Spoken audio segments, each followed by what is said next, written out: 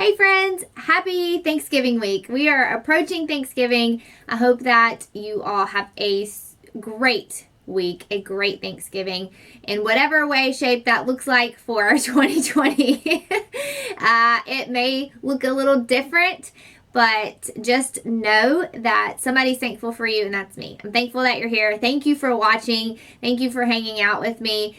And just, showing up here. If this is your first time here, welcome. You are wanted and welcomed. And yeah, I hope you enjoy the channel. All right. If you haven't yet, go ahead and subscribe so that you can, hang out with me on a weekly basis. If you want to get notified for a new episode, you just hit that little bell and it'll say, hey, new episode today. Da, da, da, da, da. I don't know if you've seen it yet. I did vlog. Okay, it is out there in the world. There are definitely some things that I'm working on, some improvements happening, but shout out to my people who are, I actually enjoy critiquing. I want people to tell me how I can do better, what are some things that I can improve. So I want to say thank you to everyone who has given me insight and tips and things that I can kind of switch around to possibly do better in the future. I am really excited about this next one. I filmed a little bit this weekend.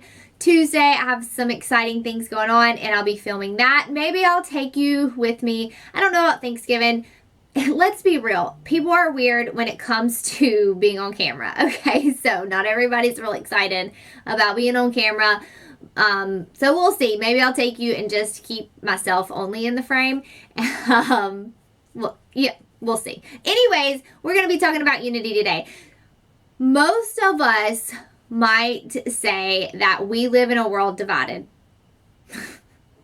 Probably everybody. Everybody's going to say we live in a world divided, right? Everyone has a side, and if you aren't on the same side as me, then you're wrong. And it's so funny. It is so funny because this past week, as I've been preparing to talk about this, as I've been readying for this episode, there has been so many instances where this particular subject has been brought up. Just this morning, today is a Sunday that I'm recording this for you, and just this morning during our pastor's sermon, he brought this up. And so it's just so cool how God will put things on our hearts to just confirm his word that he's speaking. Yes, he is speaking to us. So, but somehow our society that we live in, and maybe it's all over the world, I don't know, I've only lived in the States and only in the southern half of it, but we have this me versus you mentality. It's this whole thing, like you're either with me or you're against me kind of thing. Guys and girls, this is not a healthy way to live, okay? This is not healthy for anyone.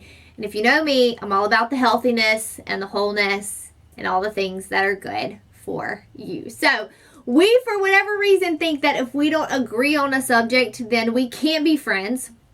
Or we sometimes push it to the point of not only can we not be friends, but we are now enemies. And that's just a dangerous way to live. We think that, we don't say this, but conformity is what we're looking for. And that's a very dangerous thing. Conformity should not be the goal.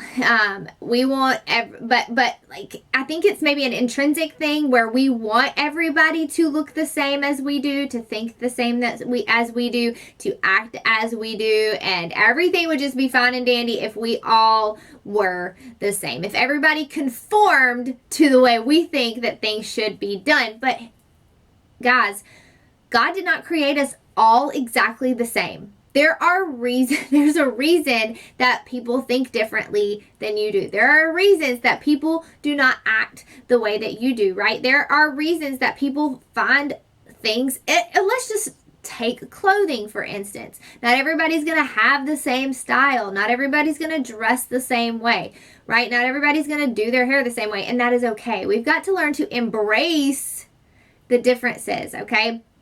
God gave us each all unique ways of thinking and processing things, different ideas. And you know what he didn't give anyone?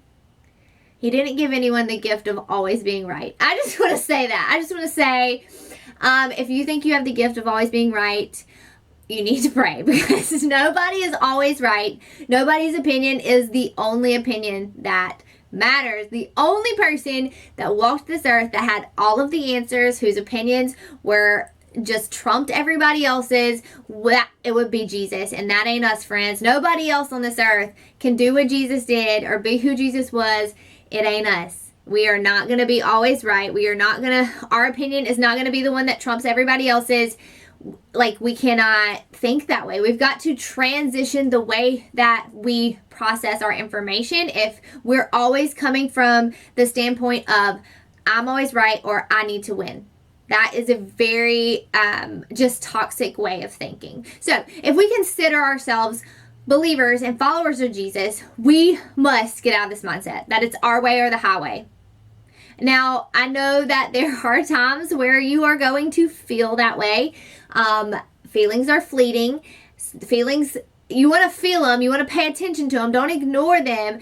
But they're not always going to give you the truth. All right? Like, pay attention to your feelings, but then try to decipher, do I need to lean into this, or do I need to just feel it and then move out of that? Okay? Pay attention, but don't let your feelings dictate your decisions. All right? So our way is it pales in comparison to his way, right? The way of the Lord, that his way needs to be the way that we're after, okay? He has called us to bring this gift of hope and forgiveness and reconciliation and peace to this world that is so broken and hurting, that it needs it. It needs this. It needs us to come together. It needs us to live and have peace together, and the world needs these things, and we cannot extend peace and joy and comfort without doing it in unity. I've been reading through Acts, and you can see, right, this power and provision that the Holy Spirit was able to really show forth when the people were all on the same page of the main thing, which is Jesus, right? That's what they were in one mind and one accord about, was serving the Lord. They were unified in their belief that Jesus was who he said he was. So the first thing that I'm going to ask you to do in order to really pursue unity is to stop taking sides. Do you know what happens when we take sides?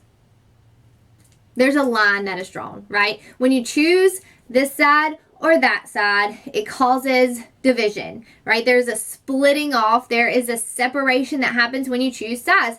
We have officially blocked ourselves off from the other side. Now, I used to share a room when I was younger with my sister, and I can remember when things got real heated and we weren't getting along that great, that I wanted to draw a line down the center of the room. I wanted to take a piece of tape off the room, and nobody crosses the line. This is the line. It has been drawn. You stay on your side, I'm going to stay on mine. We are separated, right? There was no unity in that. We really wanted there to be a wall between us. We wanted to be separated, and we wanted to have that line drawn. That's right. That was the whole point, is I want to be separated from her. And the issue is that when we bring that mindset into our adult lives, like, I don't like you today, so I'm going to put this proverbial line down the room. I'm going to put this wall up between us. And that's what we do.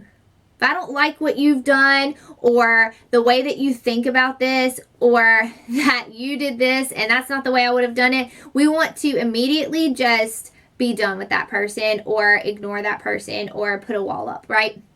And we need a better way. We cannot just keep throwing lines down in the middle of our rooms, okay? Look at our world, especially here during elections. I mean, I'm not going to get into it because I'm not a political kind of person, but the first thing that people want to know is, who are you voting for and which party do you stand with? Are you Democratic, or are you a Democrat or Republican? Neither, friends. Neither. Okay, I don't want to have to pick a side. Let's say I do pick a side, then you're mad at me if I'm not on your side. That is seriously one of the silliest things that I think our country has done, is to create a two-party system. I will not get off on a rant. I will not get off on a rant. So personally, I think this is ridiculous. When somebody states their political opinion and it is different than yours or mine, okay, that we either consider them an ally or an enemy. And that's it. You're either an ally or an enemy. You're either for me or against me. When we are all, if you're stateside, we are all Americans and we are in this together. United States of America, friends. United States of America. I don't care who you voted for, right? I love you. I'm for you. We don't have to agree about everything for us to be together. We should be for each other and for the betterment of our country. We are called to love people, not love a political party. Okay, I'm going to be done. I'm done with that. We're moving on. We are called to love people. We need unity and we need to stand up for a better way. We need to live out a better way, like than all of this feuding and fighting and backbiting. We need to move past it. So after all of that, the messiness that I've stirred up, right? I'm going to drop some love on you because John 13:34-35 says, "A new command I give you.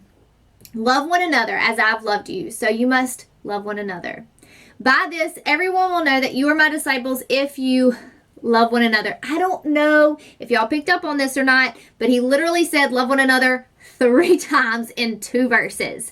I would say Jesus is trying to get a point across that we need to love and we need to do it better. We're not doing he's like, I need to remind you continuously to love one another. It's one of the greatest commandments, right? Love the Lord your God with all your heart, soul, mind, and strength, and love others as you love yourselves. How are you loving people?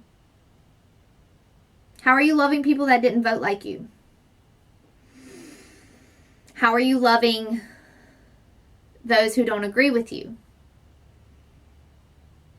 How are you loving others?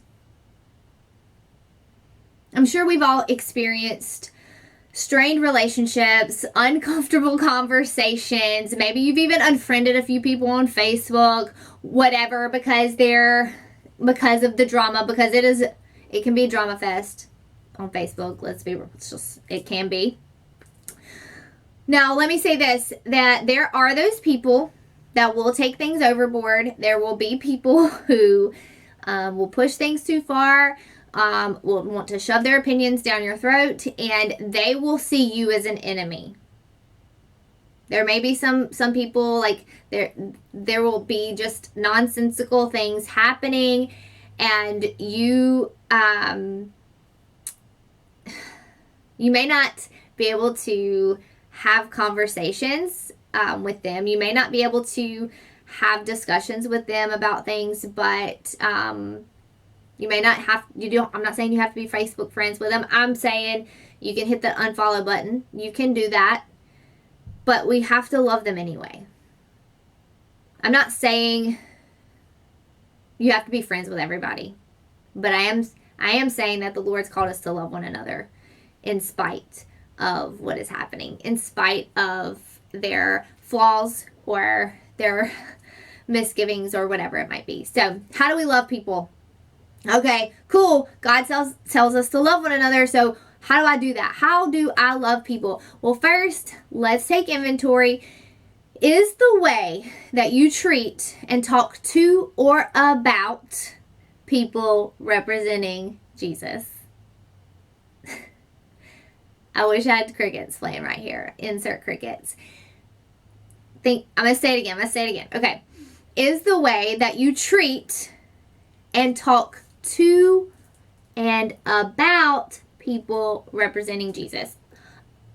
I would say that most of us would probably say no. Surely, if we're being completely honest, we would say that's a big fat no, right? Confession, I don't always love people well, okay? I am here to say, this is my full confession, I don't love people well, okay? I really try to most of the time. I don't always try, okay? There are days where I'm selfish. There are days where I am just oblivious to other people, I guess, and I I have a hard time loving people. I talk about this mean girl that lives on the inside of me sometimes, and she wants to come up, and it's just that flesh in me, and I don't love people well, right? I struggle with loving others in my life that, quote unquote, get on my nerves or whatever. But just because we struggle does not mean that we give up. Just because it's hard does not mean that we don't press forward and just keep trying, right? The whole point in the whole learning experience in life, the whole journey in life is to just keep pursuing and getting better, right? It means that we keep trying, we keep getting up, and we keep moving forward, and we keep loving people, or at least trying to love people better, right? And so one of the ways we can do that is to stop choosing this side or that side and instead just choose to stand with Jesus. When people ask me, like, are Republican or Democrat? I'm like, neither. I'm for, like, the things that I believe in. I don't know. What does that candidate have to say? What, you know what I mean? Like, I'm not picking a side. I'm just not. Just because it's how things have always been done, or, you know, for so long they've been done this way, and that's how it rolls. Like, I'm not down with that. I don't want to have to pick a side. Because when I say I'm one thing, then the other side looks at me differently, and I don't want to be an enemy. I don't want to be a foe just because I said I'm associated with this. Anyway, so, like, what would happen if we just stopped picking sides? And instead of being against people, let's be for people. Let's be for people. You don't have to agree with everything that they say to be for them. Right? Keep Jesus the most important thing, because eventually this world is going to be gone and there's going to be another kingdom. Like, we get a new heaven and a new earth, and that one's going to be for eternity. I think that we lose eternal perspective sometimes. So keep Jesus on the forefront. Hebrews talks about, like, fixing our eyes on Jesus, the author and finisher of our faith. He began our faith. He's going to finish our faith, and we need to keep our eyes focused on the kingdom that's going to become. It's going to be a whole new, beautiful kingdom that will be set up and will be so much better than this one, because we will have King Jesus on the throne and not a faulty human person. So, can we keep our focus on him? Keep our focus on that. Okay. Final thought is this: we will not always agree with everyone about everything. We will have differing opinions. And hear me when I say this: it's okay.